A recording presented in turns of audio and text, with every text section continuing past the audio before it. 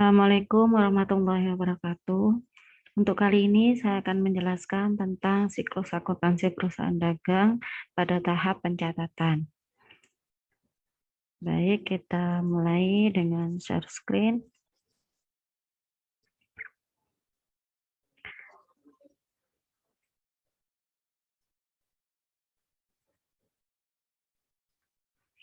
Oke. Nah, ini kali ini kita akan membahas tentang akuntansi untuk perusahaan dagang, di mana pencatatannya itu menggunakan dua sistem, yaitu nanti kita akan membahas tentang sistem perpetual dan sistem periodik. Kalau yang kemarin kita sudah membahas tentang jurnal khusus perusahaan dagang ya, jadi kita sudah pernah melakukan pencatatan untuk perusahaan dagang, namun dicatatnya dalam bentuk jurnal khusus. Nah, kalau ini nanti kita akan mencatatnya dalam bentuk jurnal umum seperti yang kapan hari sudah kita lakukan dalam membuat siklus akuntansi perusahaan jasa. Nah, kali ini kita akan membahas siklus akuntansi perusahaan dagang dengan pencatatan jurnal umum dan seterusnya. Jadi kita menggunakan siklus yang sudah biasa dilakukan gitu ya, mulai dari pencatatan, kemudian pengintisaran dan pelaporan. Baik, kita awali dengan penjelasan tentang karakteristik perusahaan dagang. Jadi kita sebelumnya sudah tahu apa sih perbedaan antara perusahaan jasa dan perusahaan dagang, utamanya dalam sisi transaksi yang dilakukan atau aktivitas dari perusahaan tersebut. Sedikit saya ulas kembali bahwasannya ketika perusahaan jasa itu dilakukan atau perusahaan ini menjalankan operasinya, maka kegiatan utama atau aktivitas utama yang dilakukan adalah memberikan pelayanan jasa kepada pelanggan, yang kemudian pelanggan akan membayar atas jasa yang sudah diberikan perusahaan tersebut, yang akan menjadi pendapatan bagi perusahaan.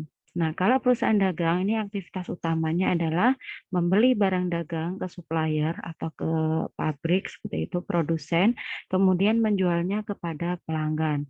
Nah, pelanggan akan membayar sehingga dari transaksi tersebut akan muncul aktivitas pembelian dan penjualan.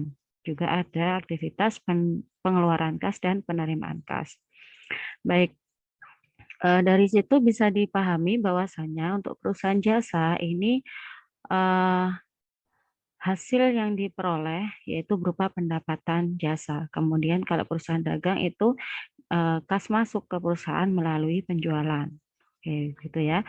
Nah, dari karakteristik tersebut kita bisa melihat perbedaannya itu bisa dilihat dari laporan laba rugi masing-masing perusahaan. Nah, ini salah satunya yang paling menonjol gitu ya, perbedaan antara perusahaan jasa dan perusahaan dagang itu ada di laporan laba ruginya. Nah, ini bisa diketahui. Yang pertama dari pendapatan yang diperoleh di perusahaan jasa ya. Ini dari perusahaan jasa itu akan memperoleh pendapatan dari jasa yang sudah diberikan atau pelayanan yang sudah diberikan. Nah, maka dicatat di laporan laba rugi itu sebagai pendapatan, kemudian dikurangi beban operasi, baru akan diperoleh laba rugi bersih. Nah, kalau perusahaan dagang itu kas masuk itu diperoleh dari penjualan. Kemudian ada beban pokok penjualan atau biasanya dulu disebutnya dengan harga pokok penjualan atau HPP gitu ya. Nah, kita di sini pakai istilah beban pokok penjualan. Sama saja dengan harga pokok penjualan. Jadi ini ada penjualan, kemudian dikurangi dengan beban pokok penjualan akan diperoleh laba kotor. Kemudian laba kotor dikurangi dengan beban operasi, maka diperoleh laba rugi bersih. Nah, di sini perbedaannya bisa dilihat ya. Kalau perusahaan jasa itu aktivitas penerimaan kas masuknya ya, penerimaan kasnya itu melalui pendapatan. Kemudian kalau perusahaan dagang melalui penjualan. Kemudian kalau di perusahaan dagang itu masih ada beban pokok penjualan atas barang dagangnya tersebut. Jadi harga pokok dari barang dagangnya itu berapa, maka akan diperoleh laba kotor. Ini sebagai pengurang dari penjualan. Nah, baik, itu adalah karakteristik dari perusahaan dagang yang perlu kita pahami terlebih dahulu. Kemudian selanjutnya kita bahas tentang metode pencatatan persediaan barang dagang. Nah, untuk metode pencatatan dalam akuntansi perusahaan dagang ini ada dua, yaitu yang pertama sistem persediaan perpetual dan yang kedua sistem persediaan periodik. Nah, kalau sistem persediaan perpetual, nah ini berarti setiap terjadi transaksi pembelian dan penjualan, persediaan barang dagang dihitung secara detail dan dicatat dalam akun persediaan dan buku besar yang berkaitan. Jumlah barang yang tersedia untuk dijual dan jumlah yang terjual dilaporkan dalam catatan persediaan secara terus-menerus. Nah, jadi kalau sistem persediaan perpetual ini dilakukan pencatatan pada saat transaksi.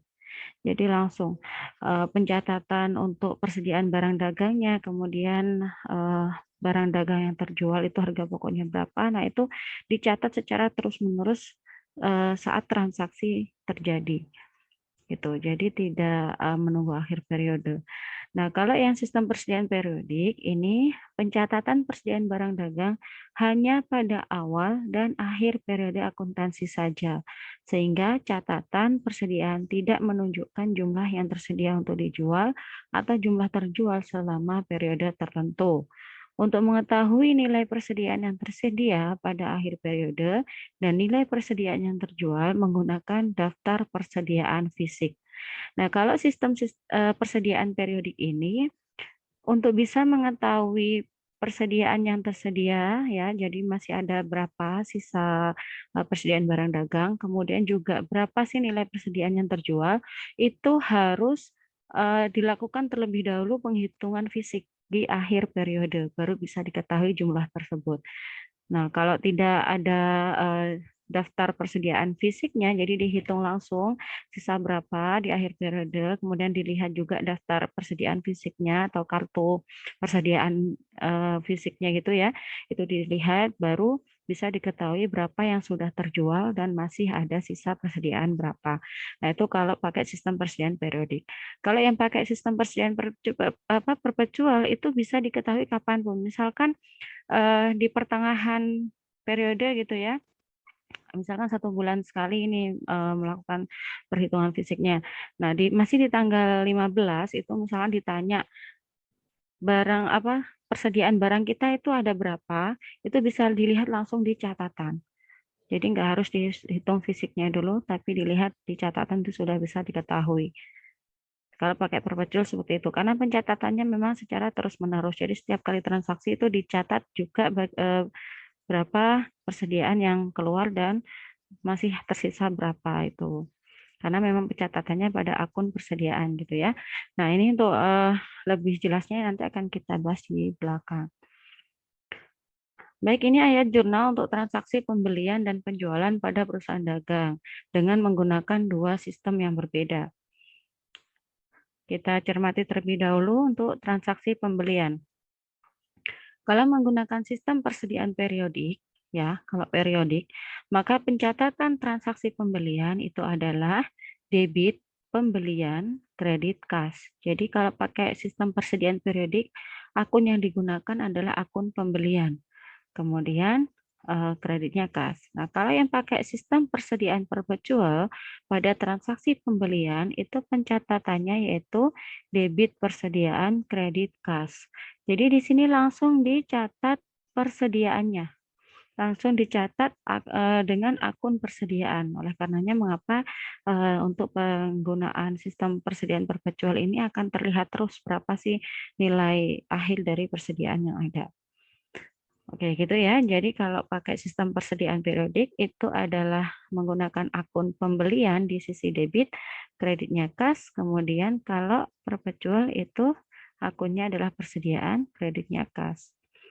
Oke, selanjutnya untuk transaksi penjualan. Kalau transaksi penjualan dengan menggunakan sistem persediaan periodik itu jurnalnya adalah debit kas, kredit penjualan. Nah, itu aja ya. Kemudian kalau yang menggunakan sistem persediaan perpetual, debit kas, kredit penjualan, kemudian ada jurnal kedua yaitu beban pokok penjualan, debit, kreditnya persediaan. Nah, ini bisa diketahui ya dari transaksi penjualan tersebut, berapa nilai beban pokok penjualannya yang keluar, kemudian juga persediaannya berkurang berapa. Nah, ini makanya bisa dilihat langsung berapa yang masuk dari transaksi pembelian, ini nilai persediaannya berapa, kemudian dari transaksi penjualan keluar berapa. Oke. Nah, baik itu ya. Jadi bisa diketahui perbedaan dalam sistem pencatatan menggunakan persediaan periodik dan persediaan perpetual. Selanjutnya, pencatatan transaksi perusahaan dagang dengan sistem perpetual. Jadi yang kita bahas terlebih dahulu di sini, ini adalah pencatatan transaksi perusahaan dagang dengan sistem perpetual dulu. Nanti untuk yang sistem periodik kita bahas di pertemuan berikutnya. Nah, jadi kita set dulu ya, bahwasanya kita akan membahas akuntansi dari perusahaan dagang ini dengan sistem perpetual. Oke, yang pertama yaitu dari transaksi pembelian. Aktivitas pembelian persediaan barang dagang dapat dilakukan melalui dua cara, yaitu dengan cara tunai dan kredit. Nah, ini adalah contoh dari jurnal umum untuk mencatat pembelian secara tunai, pembelian persediaan secara tunai. Nah, kalau ada pembelian secara tunai, maka pencatatannya adalah debit persediaan, kredit kas, kemudian di kolom debit dan kredit ini adalah nilai atau jumlahnya, jumlah dari persediaan yang dibeli. Nih ya, ini dicatatnya dalam jurnal umum. Kemudian yang kedua, pembelian persediaan secara kredit, maka jurnalnya adalah debit persediaan, kredit utang usaha. Nah, ini nama toko tempat membeli persediaan tersebut. Nah, jadi ini perbedaannya. Kalau tunai, debit persediaan, kredit kas. Nah, kalau kredit, maka debit persediaan, kredit adalah utang usaha. Kemudian nilainya berapa persediaan yang dibeli. Selanjutnya, pembelian secara kredit biasanya terlihat dari penerimaan faktur atau invoice atau tagihan ya atau bill yang dikirim oleh penjual kepada pembeli. Nah, jadi kalau ada pembelian secara kredit itu ada fakturnya, faktur pembelian kredit yang dikirimkan oleh penjual kepada pembeli. Contoh faktur yang dikirim oleh toko pusat komputer ke UD Smartcom adalah ini. Nah, ini contoh faktur ya, contoh faktur. Jadi contoh faktur ini di sini bisa dilihat ada nomor pesanan, kemudian ada tanggal pesanan.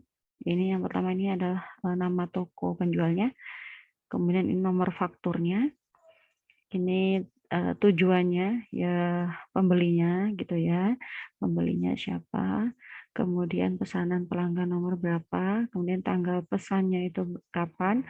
Tanggal pengiriman, cara pengiriman, ya menggunakan ekspedisi apa, kemudian syarat pembelian. Nah, ini yang kemarin sudah pernah kita bahas, dia menggunakan syarat 2/10 N30. Kemudian ini ada tanggal faktur. Ini tempat asal, metode pengiriman.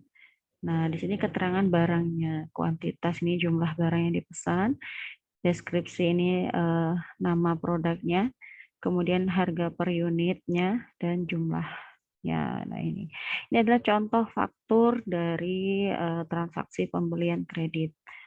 Oke, untuk selanjutnya kita akan membahas tentang diskon pembelian.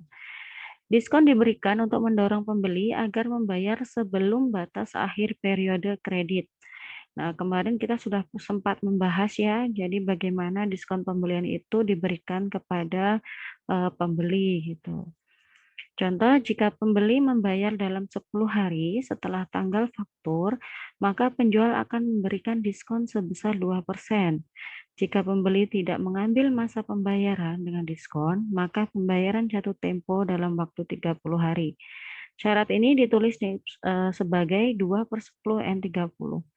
Nah, ini kemarin sudah kita bahas, jadi kalian juga akan lebih mudah paham.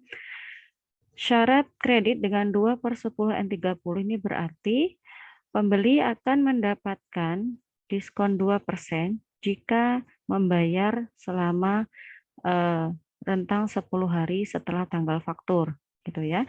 Jadi kalau misalnya beli tanggal 2, maka terhitung mulai tanggal 3 ya. Misalkan tanggal fakturnya itu tanggal 2 Mei gitu, maka terhitungnya mulai tanggal 3 sampai dengan 10 hari ke belakang. 3, 4, 5, 6, 7, 8, 9, 10, 11, 12. Nah, berarti sampai tanggal 12, kalau dilakukan pembayaran akan mendapatkan diskon 2%. Tetapi kalau lebih dari 10 hari, ya, lebih dari 10 hari, maka tidak akan mendapatkan diskon dan ada keterangan tambahan atau syarat tambahan yaitu N/30. Maka jatuh tempo pembayaran kredit ini adalah 30 hari setelah tanggal faktur. Oke, paham ya? Contoh transaksi. Smartcom pada tanggal 2 Mei membeli barang dagang secara kredit kepada Billy Komputindo senilai 4 juta rupiah dengan syarat 2/10 N30. Diasumsikan Smartcom melunasi utangnya pada tanggal 12 Mei. Tanggal faktur 2 Mei ditambah dengan 10 hari gitu ya. Jadi masih mendapatkan diskon 2%. Nah, kemudian kita lihat jurnalnya yang pertama, yaitu pada tanggal 2 Mei, pada saat transaksi pembelian. Jurnalnya yaitu debit persediaan kredit utang usaha Billy Komputindo senilai 4 juta. Kemudian selanjutnya, Smartcom melunasi utangnya pada tanggal 12. Nah, ini salah tanggalnya ya. Harusnya tanggal 12. Oke, biar dapat diskon maksimal maksimal pelunasannya di tanggal 12. Oke. Tanggal 12 Smartcom melunasi utangnya sehingga masih mendapatkan diskon 2%, maka jurnalnya utang usaha 4 juta debit, kemudian kreditnya kas senilai 3.920 dan kredit persediaan 80.000. Nah, persediaan di sini ya ini adalah untuk mencatat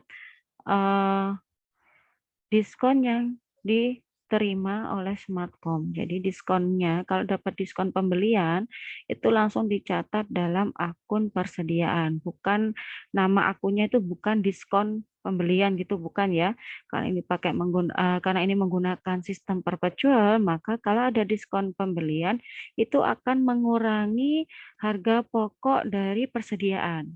Ya, dapat diskon pembelian berarti otomatis perusahaan pembeli ini akan mendapatkan penurunan dari harga pokok barangnya gitu ya, jadi lebih murah karena dapat diskon. Nah, oleh karenanya diskon pembelian ini akan langsung dicatatkan di akun persediaan di sisi kredit karena mengurangi nilai dari HPP-nya tadi atau mengurangi nilai dari persediaannya gitu ya. Nah, karena mengurangi nilai dari persediaan, maka kalau ada diskon pembelian akan dicatat di kredit dengan akun persediaan. Ini 80.000, jadi 2% dikali 4 juta. Oke, itu untuk diskon pembelian. Selanjutnya retur dan potongan pembelian. Retur pembelian terjadi ketika pembeli mengajukan pengembalian persediaan barang dagang kepada penjual. Ya. Kemudian pembeli bisa juga mengajukan permintaan potongan harga yang disebut potongan pembelian kepada penjual ketika terdapat persediaan barang dagang yang rusak. Jadi untuk retur pembelian ini bisa terjadi ketika ada produk cacat yang diterima oleh pembeli gitu ya. Setelah sampai barangnya ternyata ada yang rusak atau ada yang cacat. Nah, ini bisa dikembalikan ke penjual dengan adanya retur pembelian dan potongan pembelian. Nah, potongan pembelian ini bisa diajukan kepada penjual untuk bisa mendapatkan keringanan ya atas produk yang sudah dibeli tidak dikembalikan tetapi bisa minta potongan dari pembelian karena barangnya rusak seperti itu. Jadi ini nama akunnya adalah retur dan potongan pembelian. Kita lihat nanti untuk karena kita pakai sistem perpetual ya, jadi nama akunnya bukan retur dan potongan pembelian, tapi juga akan langsung mempengaruhi ke persediaan. Kita lihat langsung di sini. Jika retur dan potongan pembelian terjadi pada penjualan kredit, pembeli atau debitur akan mengirim surat atau memorandum debit atau memo debit kepada penjual. Nah, ini contoh dari memorandum debitnya. Kenapa disebut memorandum debit di sini? Karena pembeli ini meminta kepada penjual untuk mendebitkan akun utang usahanya. Jadi mendebitkan itu kan berarti mengurangi, ya, mengurangi akun utang usaha yang ada di penjual, didebitkan seperti itu karena adanya retur dan potongan pembelian yang diajukan. Nah, ini contoh dari UD Smartcom mengeluarkan memorandum debit yang disampaikan ke penjual. Penjualnya adalah Raja Wali Komputer, kemudian ini tanggalnya, tanggal pengajuannya, dan ini nomor memonya ya, nomor 12.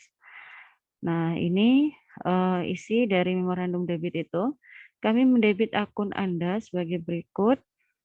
Yang pertama ini adalah jumlahnya, ya 20 unit.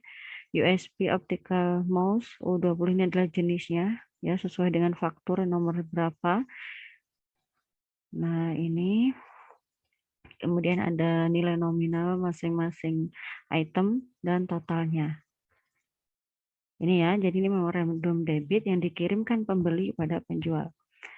Jurnal untuk mencatat memorandum debit yaitu yang di sini bisa kita lihat debit utang usaha, kredit persediaan. Nah, ini ya, jadi untuk retur dan potongan pembelian itu kan juga mengurangi dari nilai persediaan dari perusahaan. Jadi langsung dikreditkan dengan akun persediaan, bukan retur dan potongan pembelian karena pakai sistem perpetual.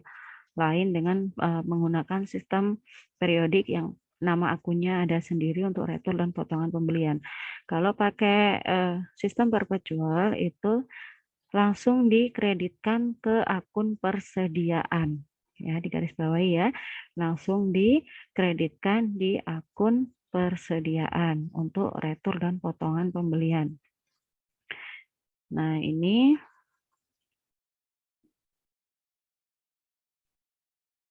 oke.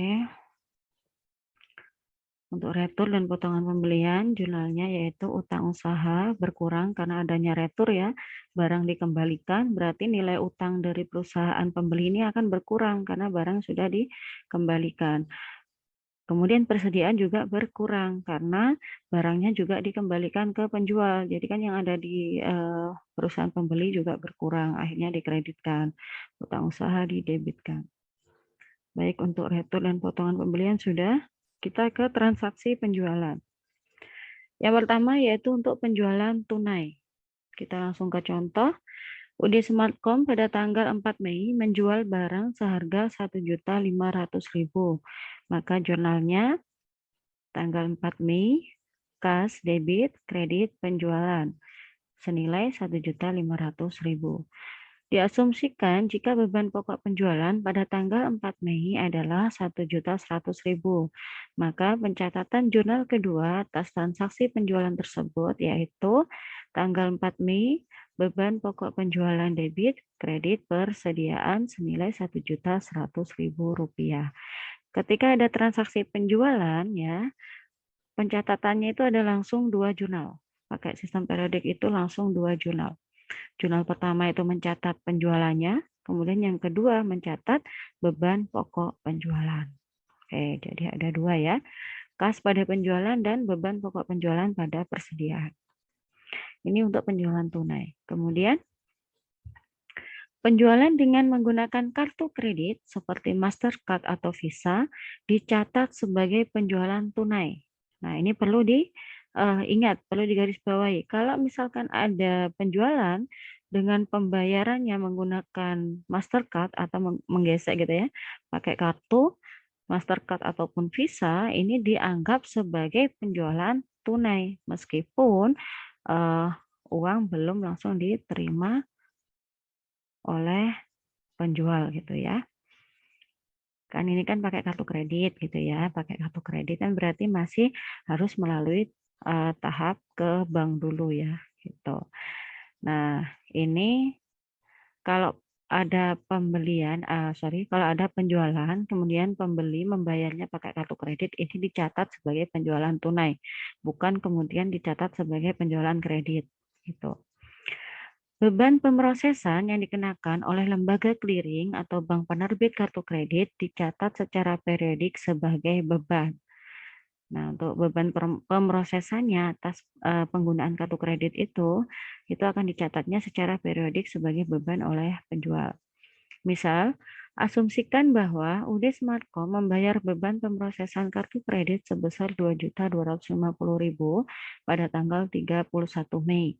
Maka jurnalnya tanggal 31 Mei beban kartu kredit debit beban kartu kredit debit kreditnya kas. Jadi beban kartu kredit pada kas senilai Rp2.250.000.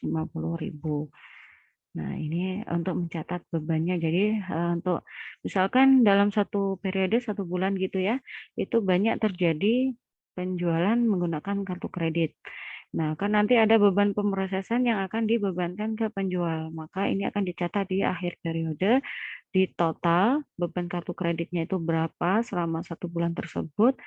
Nah, ini akan dicatatkan dalam akun beban kartu kredit. Oke. Selanjutnya, penjualan kredit. Contoh, Smartcom menjual barang dagang secara kredit kepada CV Kreatif Desain senilai Rp15 juta pada tanggal 11 Mei. Beban pokok penjualan adalah Rp12.500.000.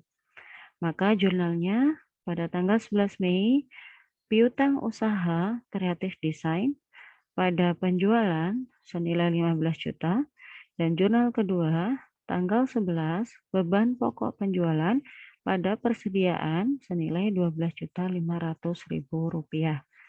Nah ini ya, kalau ada transaksi penjualan kredit, maka akan muncul piutang usaha pada toko yang ini ya, toko pembelinya. Jadi ada nama toko yang membeli, ada Kreatif Desain gitu.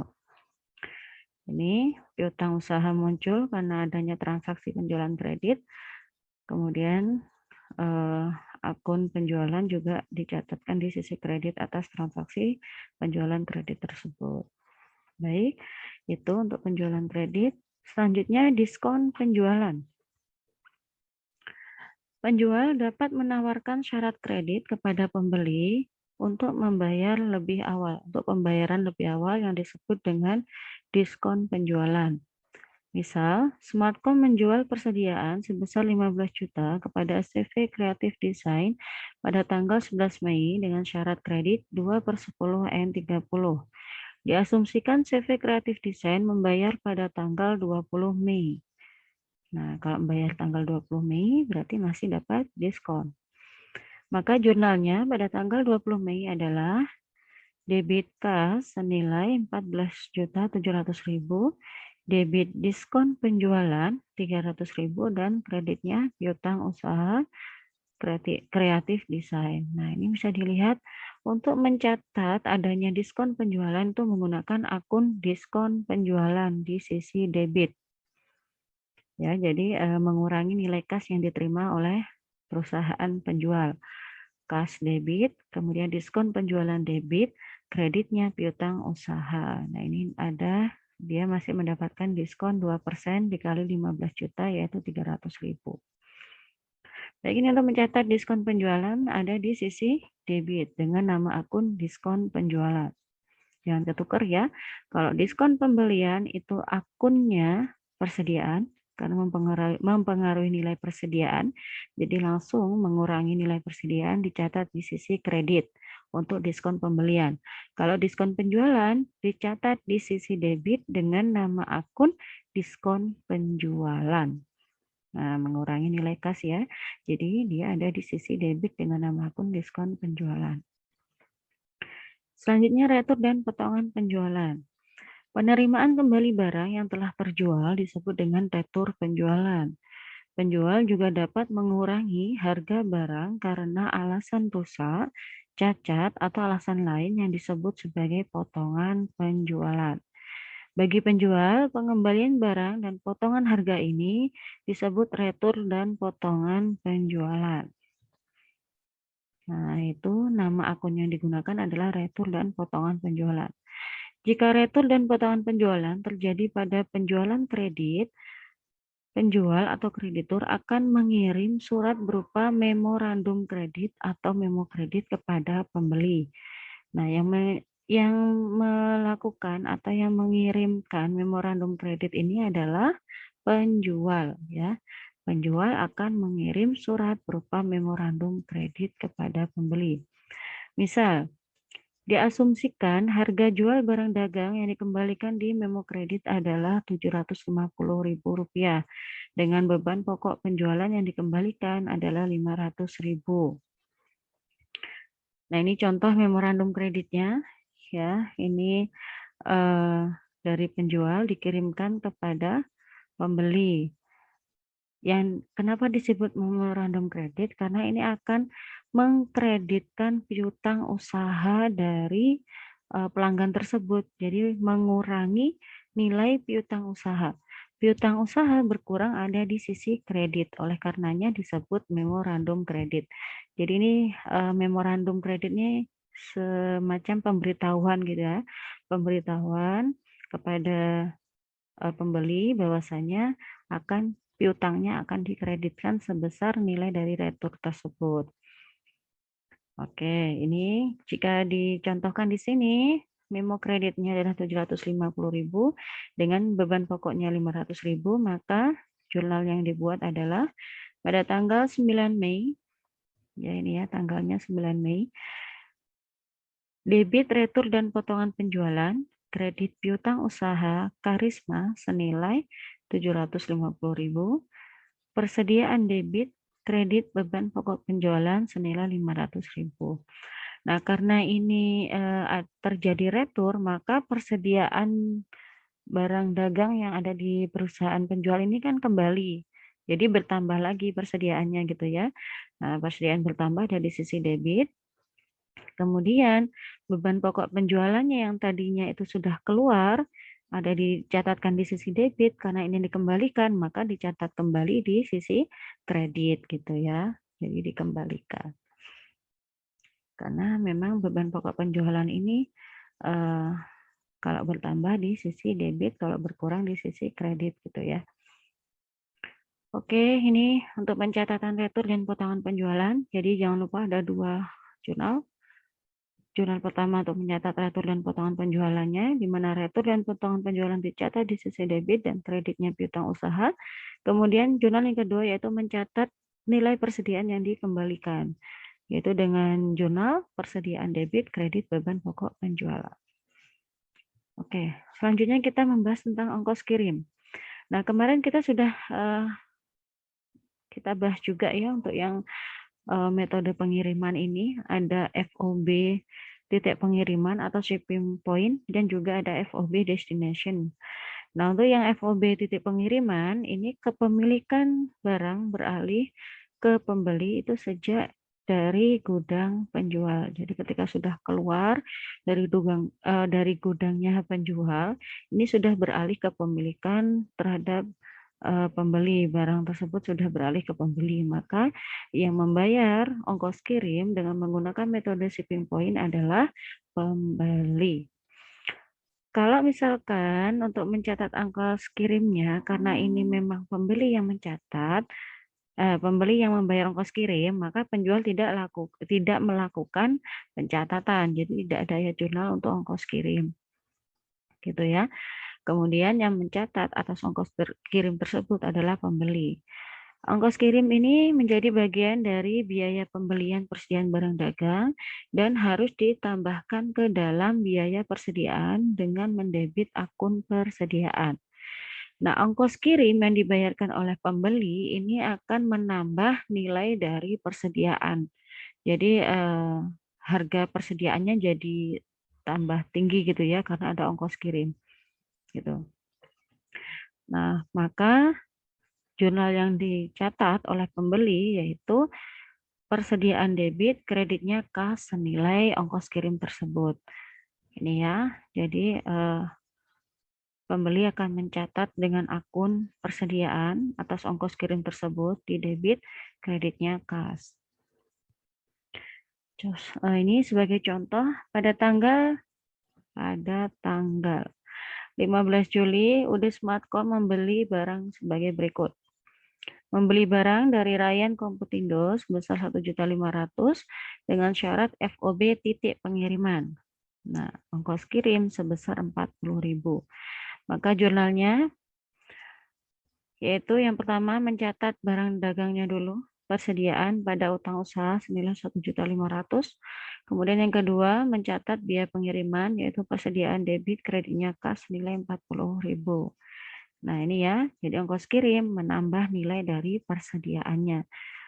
Ini nilai persediaannya jadi lebih mahal, yaitu nilai persediaan barang dagang ditambah dengan nilai ongkos kirimnya gitu. Kemudian yang kedua menggunakan FOB tujuan atau FOB destination. Kalau FOB destination berarti kepemilikan beralih ke pembeli ketika sudah sampai pada gudangnya pembeli. Maka ongkos kirim yang membayar adalah penjual. Penjual membayar ongkos kirim dengan mencatat ya. Ketika penjual membayar ongkos kirim, penjual mencatat dengan mendebit akun ongkos kirim penjualan. Jadi ada akun yang digunakan untuk mencatat ongkos kirim tersebut, yaitu ongkos kirim penjualan, yang pada saat pelaporan keuangan dilaporkan di laporan laba rugi penjual sebagai beban penjualan.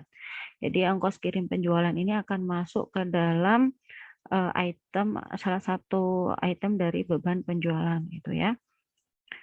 Nah, ini jadi karena penjual yang membayar ongkos kirim, maka jurnalnya di penjual adalah ongkos kirim penjualan debit, kreditnya kas senilai dari ongkos kirim tersebut. Nah, sedangkan di pembeli tidak ada ayat jurnal untuk ongkos kirim karena memang nggak membayar, oke ya. Kita ke contoh. Diasumsikan UD Smartcom menjual barang sebagai berikut. Pada tanggal 18 Juli menjual kepada Current X secara kredit senilai 800.000 dengan syarat FOB tujuan. Beban pokok penjualan sebesar 650.000. UD Smartcom membayar ongkos kirim sebesar 50.000. Maka jurnalnya pada tanggal 18 Juli yang pertama mencatat penjualan yaitu piutang usaha current X, debit kreditnya penjualan senilai 800.000. Kemudian dicatatkan beban pokok penjualannya, beban pokok penjualan debit kredit persediaan senilai 650.000. Dan yang ketiga mencatat ongkos kirimnya yaitu dengan akun ongkos kirim penjualan pada kas senilai Rp50.000. Baik, saya lanjutkan tentang pajak penjualan.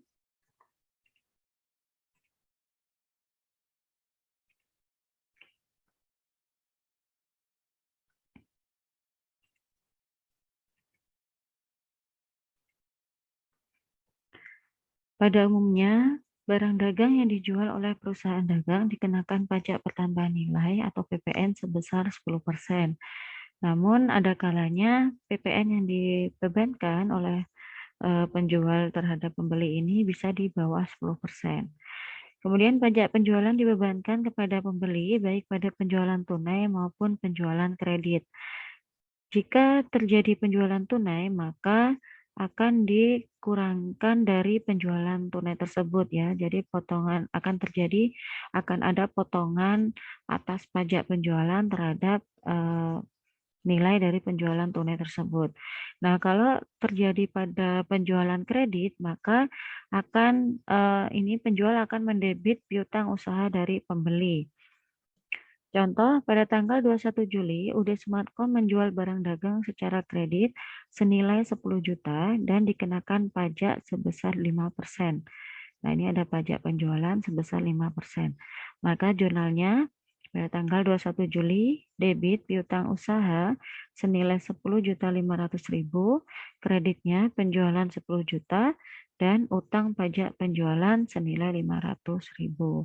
Jadi 5% dikali 10 juta ini ada pajak penjualan yang harus ditanggung oleh pembeli. Kemudian saat penyetoran utang pajak, misalnya pada tanggal 25 Maret, utang pajak penjualan debit 12 juta, kreditnya kas senilai 12 juta. Jadi ini sudah akumulasi ya dari utang pajak penjualan yang terjadi selama periode tertentu. Nah, ketika penyetoran ini terjadi tanggal 25 Maret. Jurnalnya utang pajak penjualan debit, kreditnya kas senilai 12 juta. Baik, itu penjelasan dari saya tentang transaksi-transaksi yang ada di perusahaan dagang yang dicatat dalam jurnal umum. Ya, tadi itu sudah saya jelaskan semua hal-hal yang terkait dengan transaksi yang ada di perusahaan dagang, bagaimana mencatatnya di jurnal umum dengan menggunakan sistem persediaan perpetual untuk mencatatnya. Nah, selanjutnya untuk bisa lebih memahami materi yang sudah saya sampaikan, silahkan kerjakan latihan soal yang ada di buku pengantar akuntansi saya, halaman 165. Jika ada pertanyaan atau ada yang kurang difahami, silahkan ditanyakan. Baik, terima kasih. Itu saja yang bisa saya sampaikan. Semoga apa yang saya sampaikan bisa bermanfaat untuk semuanya yang menyimak video saya kali ini. Saya sampaikan terima kasih. Wassalamualaikum warahmatullahi wabarakatuh.